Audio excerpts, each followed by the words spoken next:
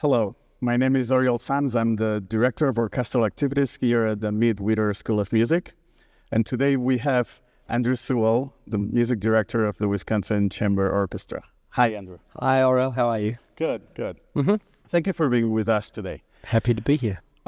We are going to talk a little bit about this project that we started some years ago, the Wisconsin Chamber Orchestra Conducting Fellowship, which actually started, as I said, 3 years ago in a setting very similar to this. Maybe not here, but very similar to this.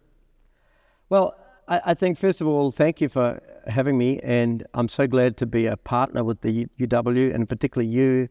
And I think what's important for our listeners to know is that you and I have a past association through the University of Michigan. We're both graduates there, as well as our rapport with the community and the greater Detroit community as well.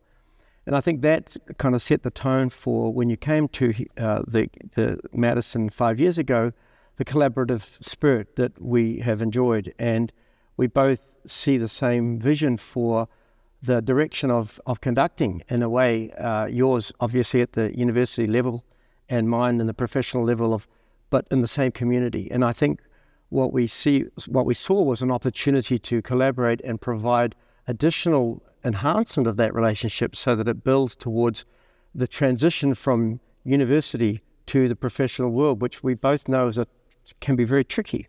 And so we came up with the idea of a cover or a fellowship where we could have students attend for part of our rehearsals and things and begin to see firsthand the benefits of working together in a professional setting. And I think that's where the first benefit of this collaboration, like we can show that sometimes being a conductor can be like kind of a lonely profession, but there are points and ways to collaborate with other colleagues that are very beneficial. Absolutely. And actually, as both of our teachers and mentors taught us, is that it's really important to get along with your colleagues and not be in a desert island thinking that, I'm surrounded by sharks and I can't get off the island. We are collaborative, absolutely, and you're absolutely right. Conducting can be a very lonely profession. We spend many hours studying and looking at our scores, and then we go to rehearsal, and oftentimes without the benefit of a feedback or even association. So it's very, very important for young conductors to realize that. And actually, fortunately, I do keep in touch with my colleagues, and I think whenever you go to a new city or something or come to a rehearsal, attend the rehearsals of your colleagues and be friendly. Yeah, important. Yeah, very. So with this fellowship, we have 2 of our grad students in our program come with all of you at WCO. What do you like the most of having them around and for you and for everybody at WCO?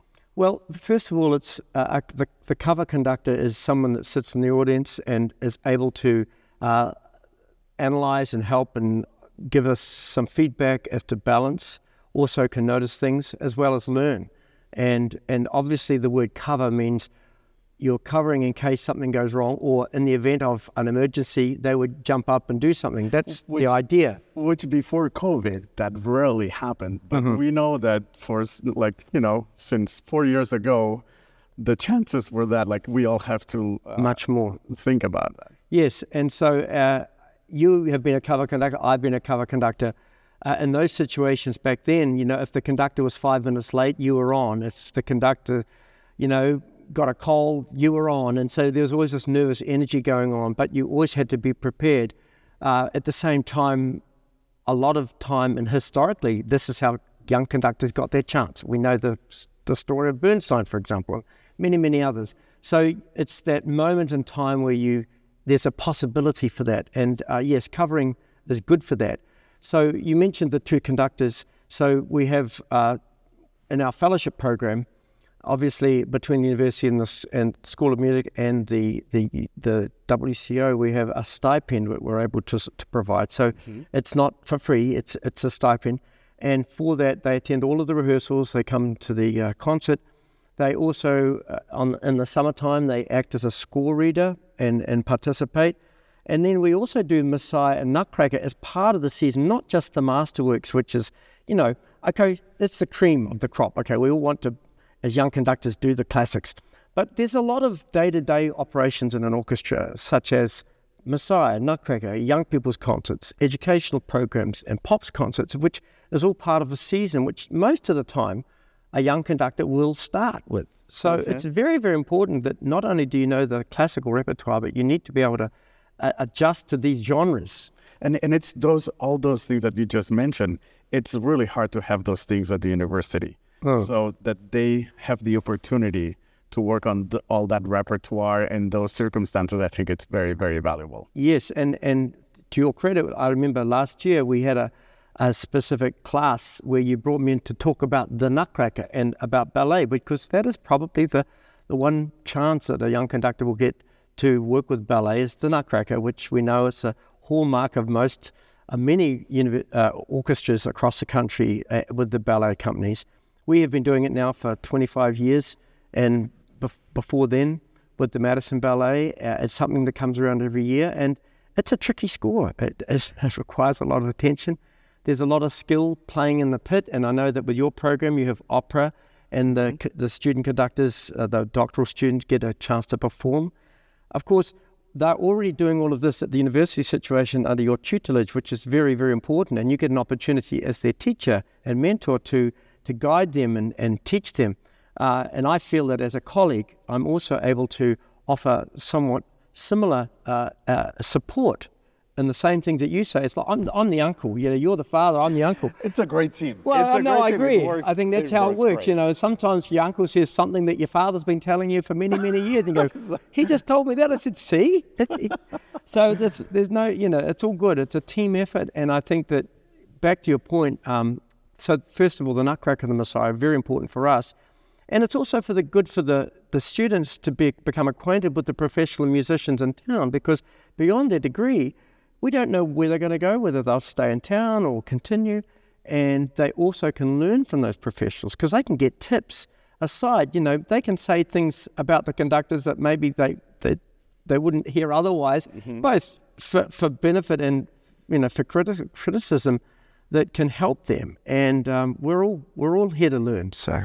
There is also the fact that they learn how the operations of a professional orchestra work. Very much so. And I think that has been probably the biggest jump that I've heard as feedback from the conductors, the fellows. After rehearsal, I'll come up and I'll ask them, okay, how did this sound? How did that sound? What do you think? And it's not that I'm asking them to conduct the rehearsal, but if there's a balance issue, they'll help me go back to measure such and such. I think the flutes might be this, or the trumpets might be too loud or something. Or in this instance, they're quite amazed at the quickness, the acceleration of the learning that happens from a first rehearsal immediately. Perhaps not the same as a university or a youth orchestra even, where the students are learning and professionals come and have it down. The pacing is very different. Pacing. And how the rehearsals are run. And I think that it's two different perspectives that are so valuable. Yes, you're right. You're absolutely right.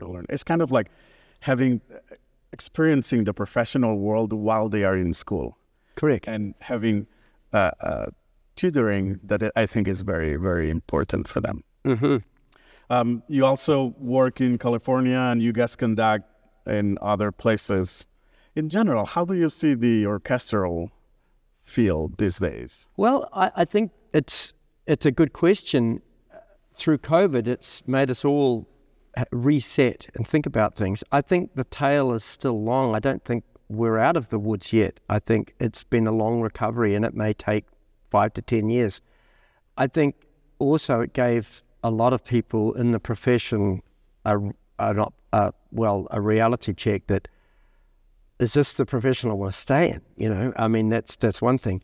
In terms of the orchestral world, we survived, fortunately, and we're able to move forward. I think that to be able to make a living as a professional musician is a privilege, and it's not for the faint of heart. It takes a lot of grit, a lot of work, and the rewards are not necessarily financial, but they are spiritual and emotional as much as anything else. Because if you're in music because you can't live without it. That's my thing. I think it's something, it's an art form that you can't live without in order to do it. And that's the advice I would offer any young person going into music is just think about that, because it's a decision you'll have to come to. And some people get into the music business or the arts business and realize, it's not what I thought it was going to be, or it's getting too hard. And then you need that grit and that momentum to stick at it. So yeah, these young conductors are at the very beginning of their career. Obviously, they've gotten to where they are. It's very competitive already. And I think the program you run here at the UW is phenomenal. I really appreciate that, and I've appreciated the fact that I've come to some of the rehearsals and see you work with the students. And I think what we have here to offer those students is very valuable in terms of what they can enjoy, what they can learn about, what they can understand. And I hope that as they leave, they feel like they've got some benefits from it. For what we've heard from the students that have gone through the fellowship, it's been a fantastic experience. Oh, I'm glad to hear that. I thank you and the WCO for the support and for this collaboration. Speaking of collaborations, I know that WCO and UW-Madison collaborate. This is not the only collaboration that we have. Can you speak a little bit about those other collaborations? Absolutely. We have collaborated in the last 3 years. We had a composer in residence, and part of that was working with the School of Communication, with the UW Opera Department, as we did a suite from one of the operas from our composer in residence, Dr. Bill Banfield. We've also set up a program with the UW Odyssey Project, which is now in its second year, where when we bring composers in for this, our recording week, they are able to speak with the students there and encourage them, and they can then come to the concerts. I think also we want always there to be offerings available for students to come to concerts and to some of our other activities. We have, family series, education series, youth series. And I think that what's important for the cover conductors to also see is that we're not just it's not just the classical music on stage that happens. It's really a community-wide event. Enjoying classical music starts in grade school and comes through anywhere from the learning the instrument all the way through high school, higher education, the university, and then beyond. And maybe now is not the time, but also I want to let everybody know that we always talk about future developments of the fellowship and other collaborations, and I'm sure this is not the last time that we talk about this. I would not think so. Yes, it's a fantastic program. I think it's going very well. It's our third year now. I just heard from one of our former fellows who just conducted in China and keeps in touch with me, and we see the progress that they make. So this is just one step towards on a longer journey, and we appreciate very much just the collaborative spirit. And I think what's most important is that these conductors also see the modelling, that it does require a village, and to your first point, it can be very lonely, and it's important to have good colleagues on your side, and that you can go and ask about things. I mean, you and I still talk about these things. I say, how was it? You ask me, I ask you. And it's important to build that trust.